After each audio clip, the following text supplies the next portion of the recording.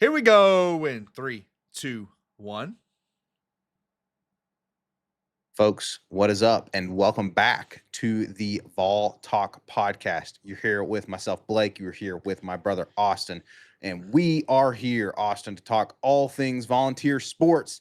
And today we are definitely talking literally all things volunteer sports, brother. We got some football, we got some basketball, and we got baseball season has officially started, brother. Vols win big in the season opener. Yes, sir. Got it. We're covering all our bases today. Literally covering all the bases, all three sports. Got a little Joey update, a little baseball update, a little basketball update. So it should be a fun show. Love the pun. Covering all the bases, indeed. Yeah, so we're going to get you guys a quick Joey update on the court hearing. We're going to talk about the baseball team and the season opener win, and also kind of go into some analysis. Austin's got some analysis for us on the baseball team, and then we will give you guys an update on both basketball teams, the men's and women's basketball teams. So going to be literally all the sports today, Austin, all the major sports. Going to be a fun show. And folks, if you love all things volunteer sports, then you got to love Vol Talk. So do us a favor, hit that like button, hit that subscribe button. We would really appreciate it. And if you're listening on Spotify, do the same. Give us a follow. Drop us a comment as well, whether you're on YouTube or Spotify. Drop us a comment. Let us know if you're excited about baseball season, Austin. I know I'm excited. I know you're excited. I am. And so, folks, let us know in the comment section if you're excited about baseball season, just like we are. So would love to hear y'all's thoughts on that. But also, Austin, the folks can comment and let us know what they think about Joey Aguilar and this situation, brother. So let's get these folks a quick update on Joey Aguilar. So the court hearing was yesterday. Yep. February 13th at the time of this recording. Yes. Right. We are pre-recording today. Yes, we are. Sorry, cat's out of the bag. We're pre-recording today. So as of Friday, the 13th, as it were. Hopefully that's not a bad omen, but Friday the 13th, Joey's court date happened, his injunction hearing with a Knoxville Chancery Court. Judge Hegarty, I believe, or Haggerty, however you pronounce his name, was presiding over the hearing, Austin, and essentially it was another nothing burger, but we did essentially get some insight into the case. The judge has said that he is hoping to release a decision on the injunction in short order, he says, was the quote. In short order, and very short order, I think was the exact quote. But Austin, you were talking before we started recording, man. It's just our luck. We've got the one guy who doesn't do an immediately. Right? Yeah, exactly. Like for those that aren't following, this goes kind of all the way back to the Bediako situation with Alabama. He got immediate eligibility from the judge, which, by the way, Blake, that's been reversed. Now Bediako is no longer eligible to play. Kind of interesting. Yep. And then if you're following the Ole Miss situation with Trinidad Chambliss, he's tried several times to get eligibility from the NCAA. They have denied him every single time. So he was just given an injunction from from a Mississippi court, if I'm not mistaken. And he is now eligible to play in 2026. Now next up is Joey, but like you said, Blake, seems to be the only judge that's trying to have a little bit of integrity in the situation, although he is a Tennessee graduate with season tickets from what I'm seeing online. So, whatever, maybe there's some conflict of interest there. But we'll take it because we need our guy to get eligibility as well. However, he's pushing back from what I heard. I kind of followed this situation on Friday the 13th, like you said, Blake, and the judge was pushing back. And his biggest thing with Joey's case was he felt like the defendant wasn't Joey's side wasn't bringing enough proof as to his value that he'll miss out on if he's not granted eligibility in 2026. Kind of weird to me. It feels like they probably could have come prepared with that stuff, but maybe again the judge was just finding some reason not to grant immediate eligibility and lose integrity or whatever. But because for one, to me, like, you have the fact that, hey, Joey was getting paid 1.3 last year, like that's on the books. But you also, how many other quarterbacks around the NCAA right now have we seen, Miami's quarterbacks getting 7 million plus all these incentives? Like Joey's clearly going to be making around 2 to 4 million if he comes back. That's very clear. I don't know how much we're going to pay him, but it's at least going to be around that range. So they should be able to come back later on and show that evidence. But that's, to me, was like the main thing holding the ruling back on Friday. Yeah, I mean, allegedly, it's been said that we already have 2 million set aside for him, right? Yeah. So it's weird that they didn't already have that. But Austin, it's also kind of weird to me why that matters, right? Like, why are we basing the ruling on how much money he can possibly make by coming back? That Weird. that just seems like a weird reason to me, right? It And is. speaking of that, we've talked about. So funny enough, as you said, the judge is a UT grad. Yes. Well, Austin, funny enough, the NCAA attorney is also A a Tennessee Tennessee law graduate, a UT Yeah. law grad, and apparently is working most of these cases for the NCAA, or at least I heard he's also working the Chambliss in Mississippi, and so it's very very weird situation, right? We've got all these Tennessee grads, Yeah. but honestly, Austin, in terms of the arguments, like again, like why does it matter what value Joey's missing out on? Look, we've said many times we want Joey back, we do, but also we want the integrity of college sports to be maintained. And Yes. brother, the NCAA attorney was making some good arguments. Yeah. Not gonna lie, he was saying, look, basically by this logic, the slippery slope, as it were, would end up 18 years of eligibility because you've got 2 JUCO, 4 Division 3, 4 Division 2, 4 Division 1, Yeah. and so, I'm kind of like, he's not wrong. Yeah, and we've kind of said that. It's like if we had our way with it, I like the 4 years, one redshirt year as a total of 5 years. And I think JUCO probably should count towards it. However, the precedence has already been set that it kind of doesn't. So it's like from that perspective, like if we just stop that, okay, JUCO doesn't count towards eligibility, and that's where we drew the line. I would sign up for that because at least we don't have NBA players coming back to play for Alabama. Like at least that's not happening. So I would be good with that line. Another funny thing I just found from all this, Blake, is like we really do have what seems like the only judge that's not a hired gun.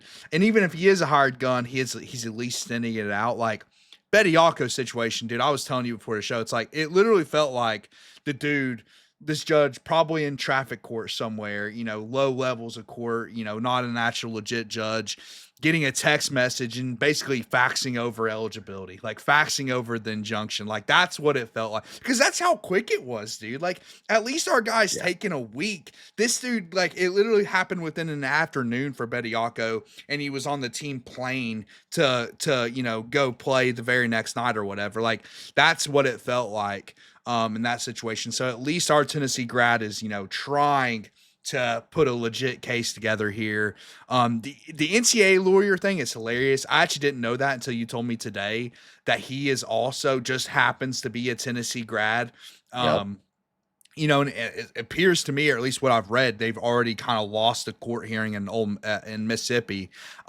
Maybe he'll argue a little less hard in this one, and he'll put a little less good case together to help out. I also heard, I don't know, did you tell me? I know the judge is a season ticket holder. I don't know if the lawyer is or not. That would look even worse because when this comes out, Blake, just from what I'm seeing on Twitter, and Twitter, doesn't matter. It's not real life, whatever. But I think, some fans on Twitter probably represent fans of college football as a whole.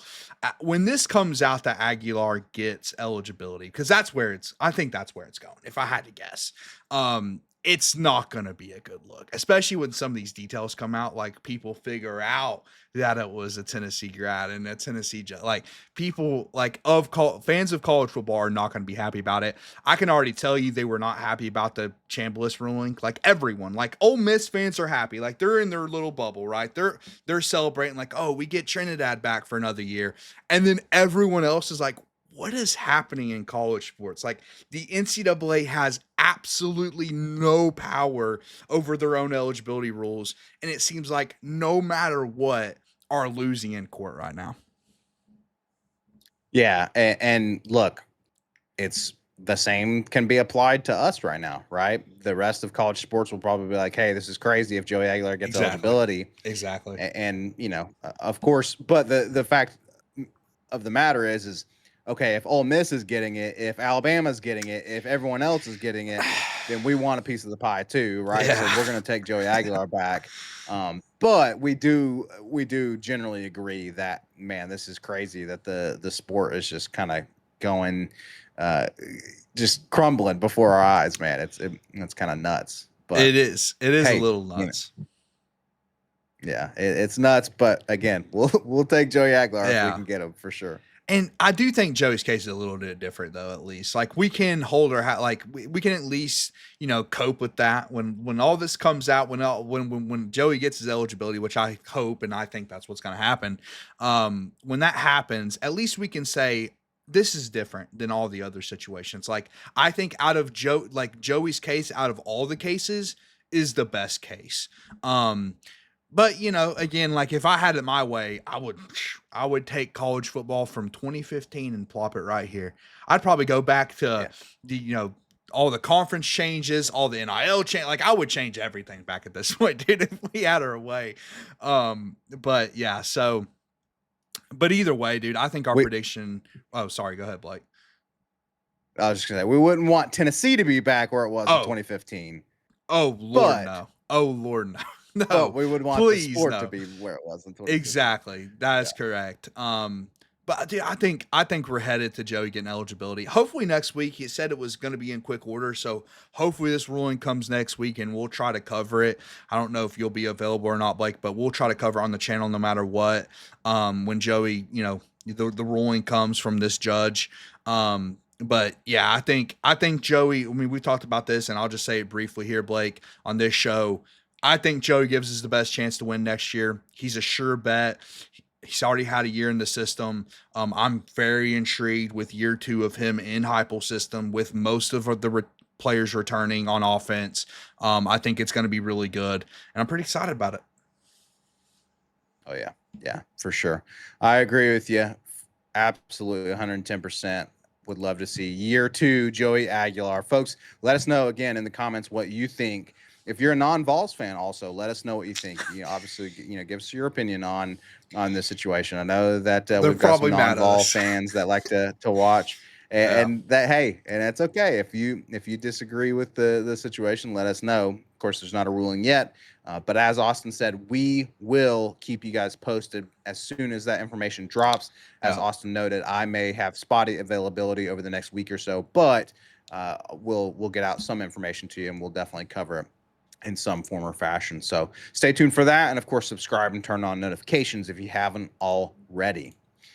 But Austin, now let's transition over to baseball season, brother. We've been yeah. waiting for baseball season to kick off. We have got Josh Elander. The Josh Elander era has begun. Yep. Tony V, of course, chased his dream, went to the MLB as the Man. San Francisco Giants manager. So now we've got Josh Elander, brother, and we started out the season in the new house that Tony V built with brand new seating, new renovations, and an attendance record in the season opener as a result of those renovations, Austin. Yeah. I mean, you couldn't have started off better. Lindsey Nelson looks absolutely gorgeous. I'm gonna have to get over there this year.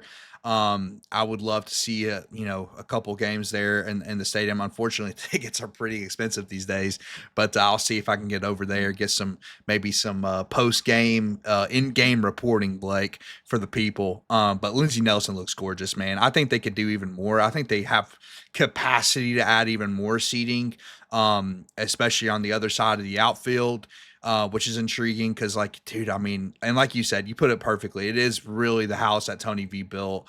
None of this happens without the success that Tony Vitello has had over the last few years. Um, And so it's intriguing, man. People, it feels like every day more and more people are uh kind of buying into the conspiracy of why Tony left, other than, him chasing his dream. I think we're kind of on board that it was Tony chasing his dream.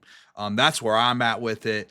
There's a lot of people that feel differently, though. A lot of people feel differently about where resources were allocated, and maybe that's what led to Tony's departure. But the good news is, I think the replacement couldn't have been any better than Josh Elander, dude. It couldn't have been any better at all. Um, I'm very excited about the Elander air. I think it's going to go really, really well. And it couldn't have started better in this game, dude. Absolutely. Of course, it's a no-name team. It's Nichols. I don't even know where that school is, but we won. It's a good start to the Elander era. And yes, absolutely love. I can't wait to get home and be able to go to. Of course, baseball season is probably going to be over by the time I get back, but hopefully you can get in the new stadium this season, Austin. And then next season maybe we'll hit up a few games in these new renovations in Lindsey Nelson Stadium. Would love to do that. But yeah, man, I'm excited about this team.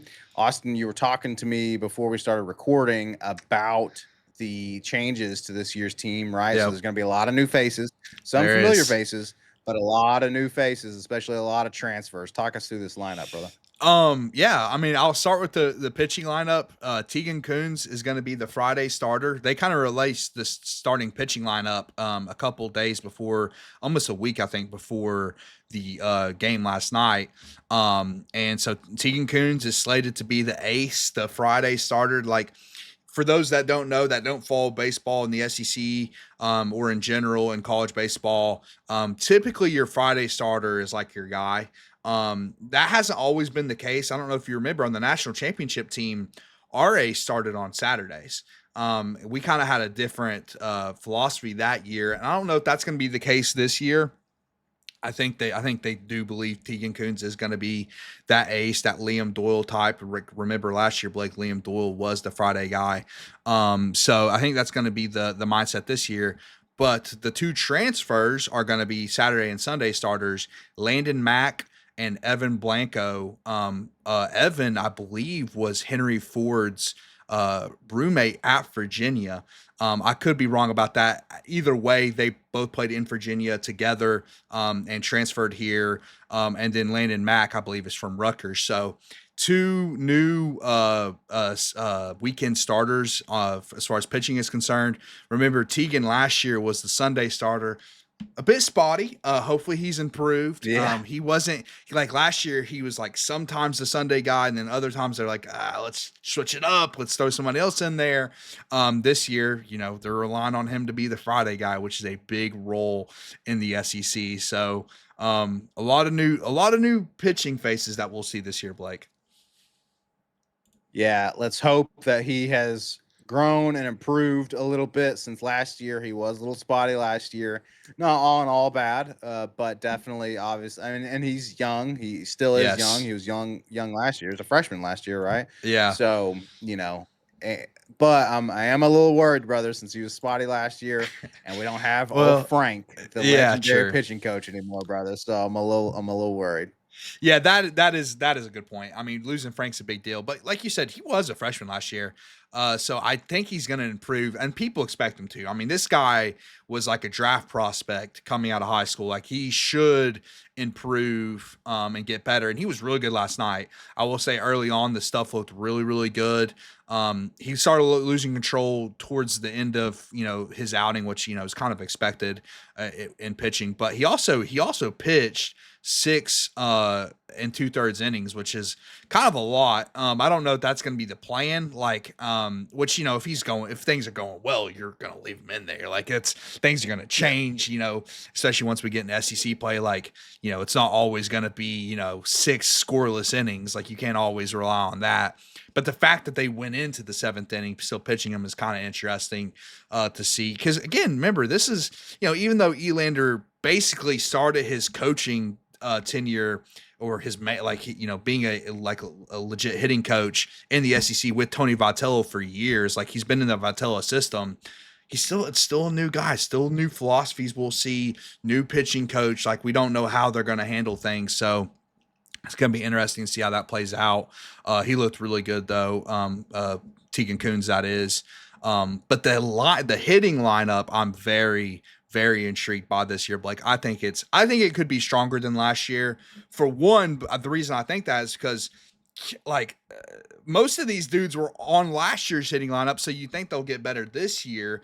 But then you also add Henry Ford, like I kind of touched on earlier. He's batting first in the lineup. Like he hit a home run last night, looked really, really good.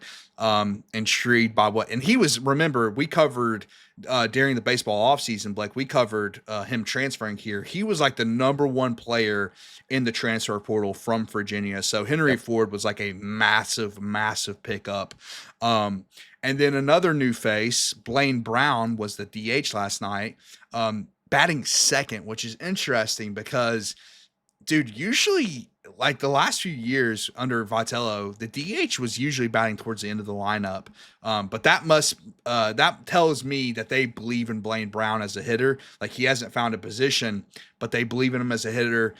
He was pretty good last night. And he's from, I believe, from Rice. So another big name transfer that's going to be a big part of the hitting lineup this year. Yeah, I'm excited about these updates to the hitting lineup, and I hope that we got this power that you're talking about, brother, because we might need it if the pitching is the question mark like we expect it to be. Then we might need some offense for sure. Well, that was kind of the story of 2024. I mean, we had solid, like, and they were good in the playoffs in particular. In the postseason, the pitchers for us in 2024, but it was mostly our offense, man. And some of those, I mean, remember that Florida State comeback in Omaha. I mean, none of that happens without a super deep hitting lineup, because we gave up a lot of Right. runs in that game. We needed the comeback. I think that could potentially be the story of this year. I think that's the only reason I was telling you before the show, dude. I think that's the only reason that we're ranked 14th right now. Like if you were just going on the hitting lineup, I think it's a top 5 hitting lineup in the country. The pitching staff, however, is not, it's not as great. It's not as good as it's been the last few years. So, but we'll see. We haven't seen these guys in SEC play yet, so we really don't know. That's another thing I was telling you before the show. It's like I don't want to get kind of tricked like I was last year. Remember last year we were so good in non-conference play, Blake. We were ranked number 1. So we got to number 1 last year at some point, but then we got in conference play and it didn't look as great. So we really won't know the strength of this team until we do get in SEC play. So, but still good to take care of business against a team like Nichols, like we should. Yes, yeah, you got to take care of the no names like you should. The midweeks, hopefully, we won't drop any more baffling midweek games like we did last year as well. But yeah, man, we'll definitely obviously see what this team is made of come SC play. But Austin, a couple more points, I guess, kind of to round out the conversation, particularly about the lineup. So you mentioned Antigua is not at short right now. And then also want to talk about this guy from Walter State, Austin, that you mentioned didn't play a ton, but his first at bat, you said he went yard, baby. Yeah, so the lineup in general is interesting. Stone Lawless is going to take over at catcher. He hit a home run last night, and then you mentioned Antigua not playing shortstop. I was a little surprised by that. I know Manny Marin played a lot of shortstop last year, but Antigua was an elite defensive shortstop. That's something I could see them like just switching up throughout the year based on matchups and whatnot, or the specific times in Right. the game. But they had Manny Marin at shortstop. They had Antigua at second, which again, Antigua's not going to be he's not going to be a power hitter. He's actually hitting 8th in the lineup for a reason, because he's not a great hitter. But he's elite defensively, elite. Yes. So I think the infield in particular, Blake, could be really good defensively this year, which is great to see. And then, yeah, so you also mentioned the transfer from Walter State. That's another transfer we were really, really excited about. Apparently, the guy hasn't been able to really find a position. And since Blaine Brown's the DH, like that's a really good DH, so it's going to be hard for Tyler Myatt is his name to find a spot in the lineup. Yes. But dude, the guy's an elite hitter. That's one thing they're talking about in the broadcast. They're like, the coaches, Tennessee coaches told us this dude could hit.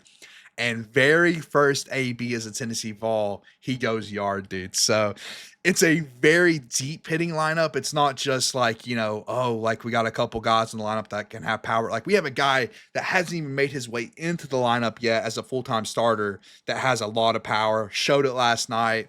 So I'm intrigued, man. I think we could see a lot of bombs this year. We saw 3 last night with the 3 guys I mentioned. So in fact, Stone's Blake was actually technically a walk-off because we had the run rule was turned on last night. Sometimes depending on the team, they'll say yes or no to the run rule. They said yes, and he went yard to technically walk it off in the 8th. So yeah, man, it's going to be a fun hitting lineup, which that's kind of been the story of Tennessee baseball since Tony's got here. Right. But a lot of that, Blake, the interesting thing is a lot of that's credited to Josh Elander. He's been the hitting coach. He's, a lot of guys that have, in fact, funny enough, there was a news story like a couple weeks ago, dude. Christian Moore was asked about this on like a podcast or something. He gave most of his credit for his hitting to Josh Elander.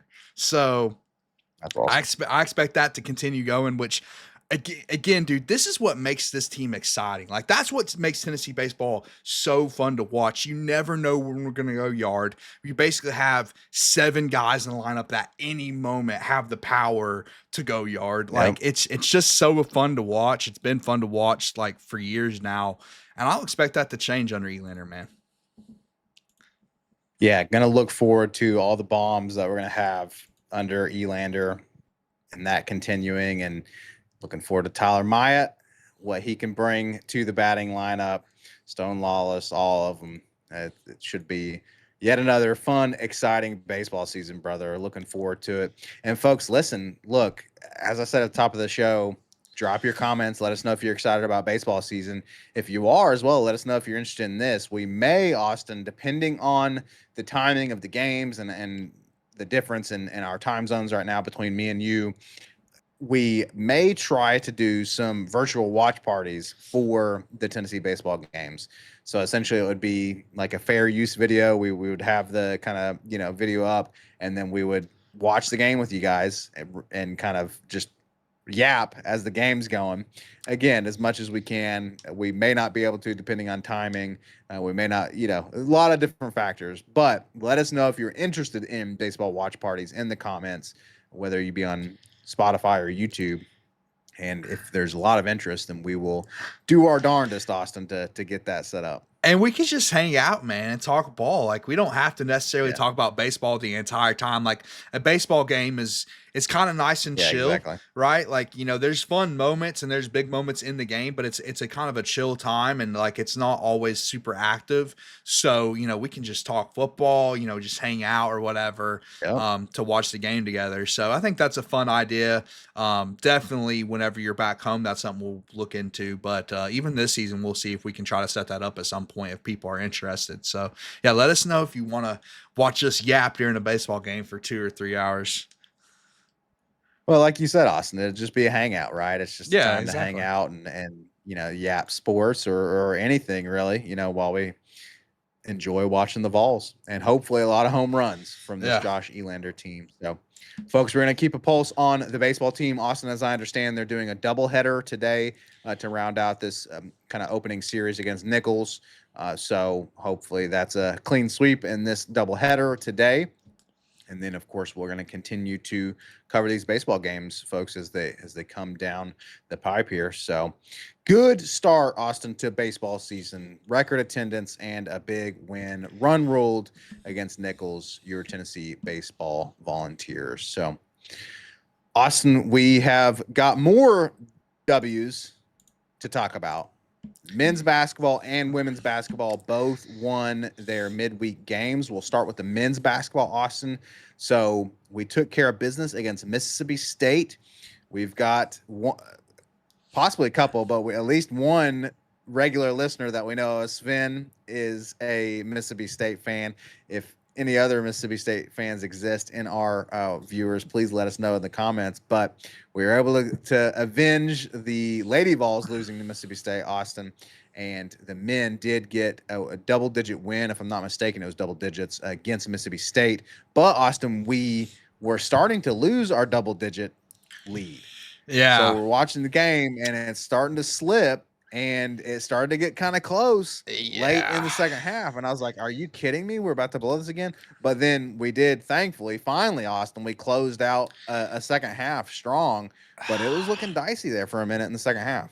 Yeah, at first I thought it was just a Kentucky thing, right? Like you blow two double-digit second half leads to Kentucky, which is massively frustrating. But then they start to do it again against Mississippi State, which, like, this is the run that we can't slip up. Like, they really couldn't slip up in this game. Or else, I mean, like, if you slip up here, you know, you go on a losing streak, then, who knows with the tournament and, like, and whatnot. So, and we're unranked again after getting ranked again. Like, it's been an up and down year as far as the basketball team's concerned, but this is a stretch now. Like we should win a few of these games in a row. But as you said, dude, it was like, again, in the second half, you blow this massive lead, you make it close at the end. It's kind of been a theme of this team. They did it against Georgia too. It's really not just Kentucky. It's been a theme. I don't know, man. I don't know why, man. Like, I don't know why, like, what's happening with it. They just, again, and I'll be honest, I haven't been as tuned into the basketball team. I've been watching the big games. But from what I can tell, it's just the intensity's gone in the second half. And again, a theme with Rick Barnes teams, dude, you just have these stretches, no matter who's on the team. It feels like there's these stretches of we're just not going to score in 4 minutes. Like Yeah. scoreless 4 minute stretches. It's like you just can't do that. Like you got to find a way to get a bucket in those stretches. I do. I'm still excited about Nate Emmett, though. I think he is going to be a threat. Jacoby had another good game. Like Jacoby's not.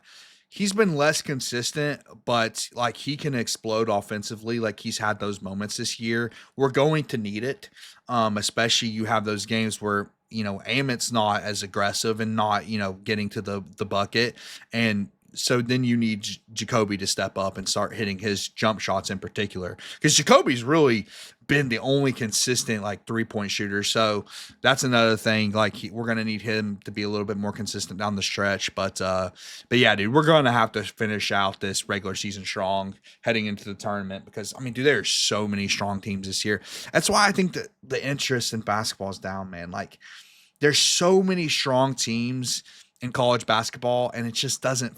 I mean, as of now, not to be a negavol or whatever, Blake, but as of now, it's hard to conceptualize a scenario where we make a run in this tournament, man, because it is a bloodbath. As far as the SEC is not even that tough this year, but it's the rest of college basketball. It's like, geez, dude, I don't see a scenario where we beat these teams the way we're playing right now, the inconsistency we're playing with right now.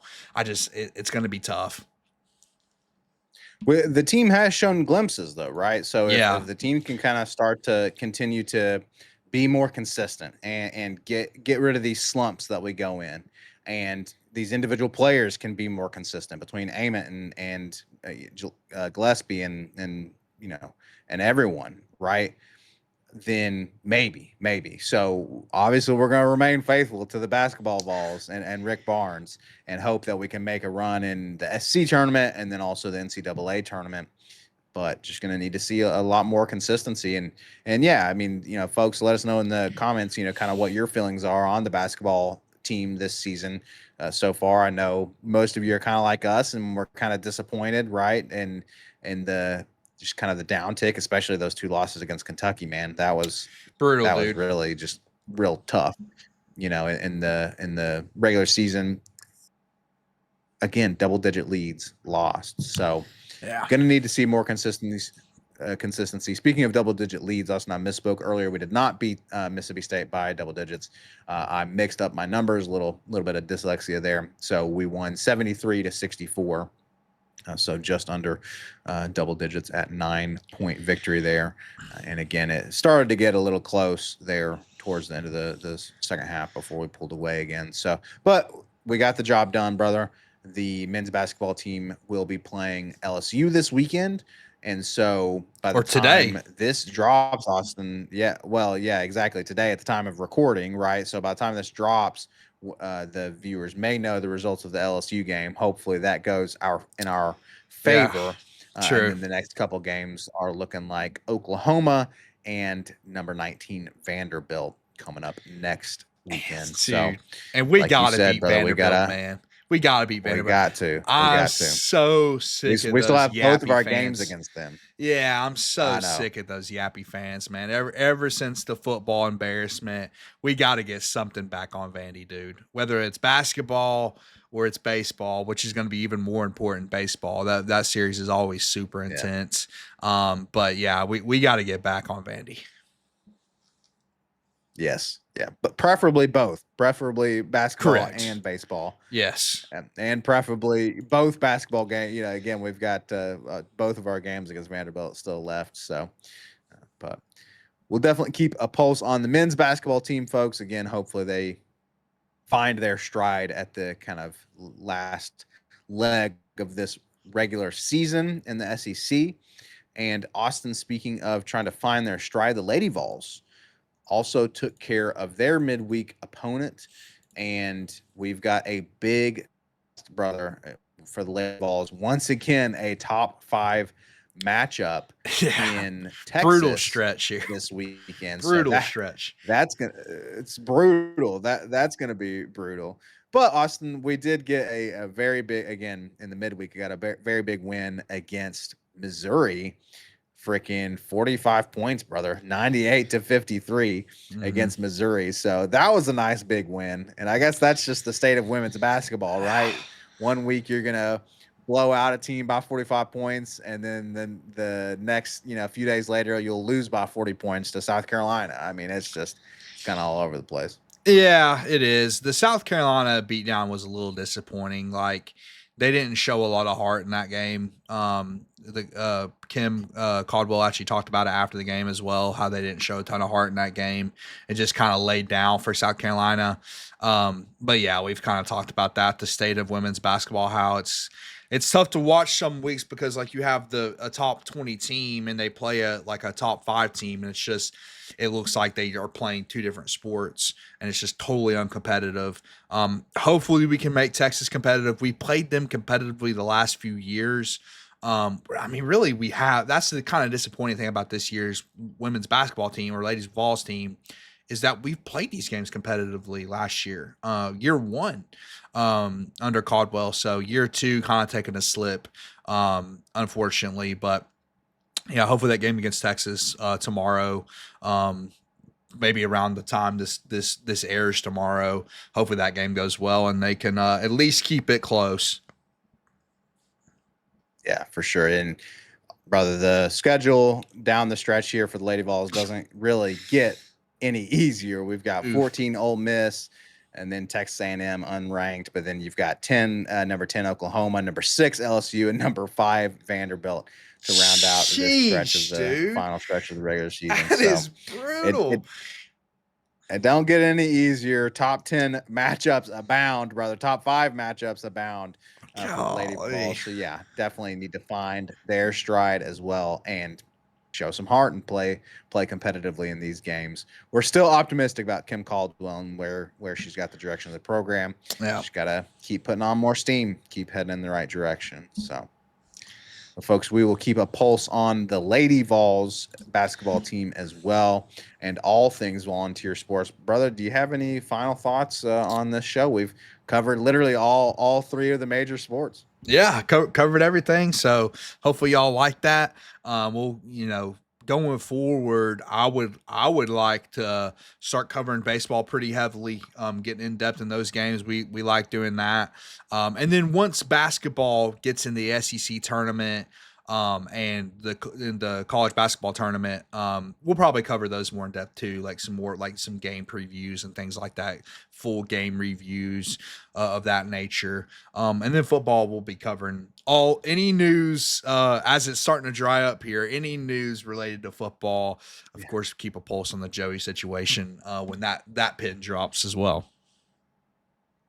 Exactly. We know you folks, most of you folks are football people. We're football people. We know football is number one when it comes to Tennessee. So obviously we'll continue to bring you any and all off-season news for football, like Austin said, especially the quarterback situation, but then also anything else that drops. We'll continue to talk about football. But like Austin said, we would love to jump into more in-depth analysis on baseball and maybe game reviews and possibly even previews for baseball games as well, Austin. That's what we did last season. Yep. And so especially as we transition out of basketball season and into fully just baseball season, then we'll be leaning heavily on those game previews and reviews.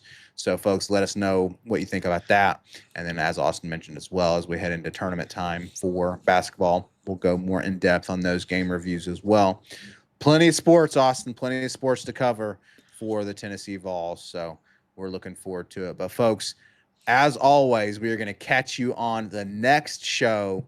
Until then, as always, baby, go freaking Vols. GBO.